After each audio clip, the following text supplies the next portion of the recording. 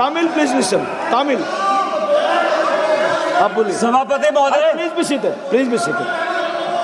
सभापति महोदय, अभी कांग्रेस की महासचिव और सांसद प्रियंका जी काफी कुछ बोलकर गई और उन्होंने कहा कि इतिहास से कोई मतलब नहीं है, वर्तमान में जी।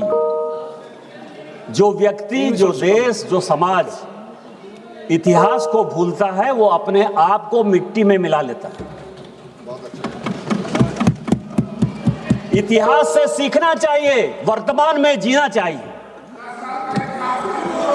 और इस पार्लियामेंट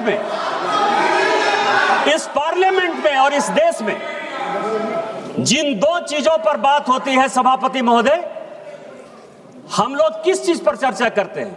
हम लोग या तो कश्मीर पर चर्चा करते हैं या चीन पर चर्चा करते हैं। इन्हीं दो चीजों पर चर्चा करते हैं।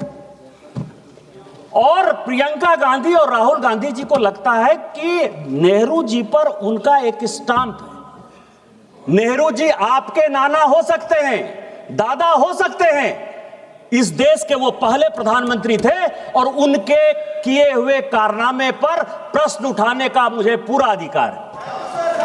आपकी कोई गारंटी नहीं है, आपकी कोई यूएसपी नहीं है, वो इस देश के प्रधानमंत्री हैं।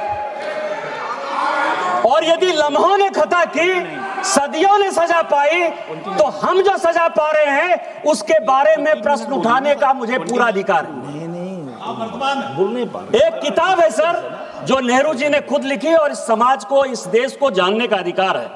उन्होंने लिखा, उनकी किताब है glimpses of world history. Chair पे आना है 4 बजे से।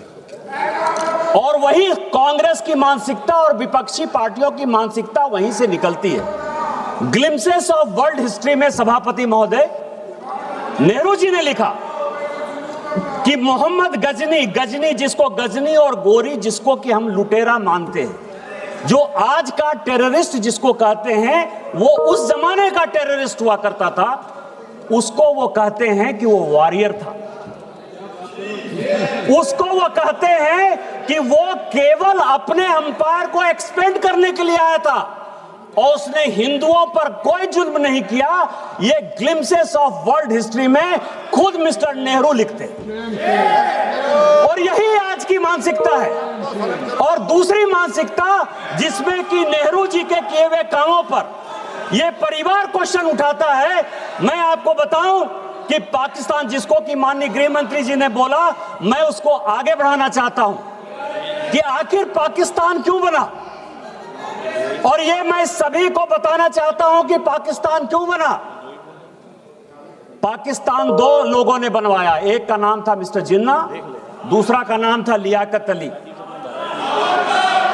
जब 1946 में, प्लीज, जब 1946 में लियाकत अली इस देश का कट्टर नागरिक होना चाहता था।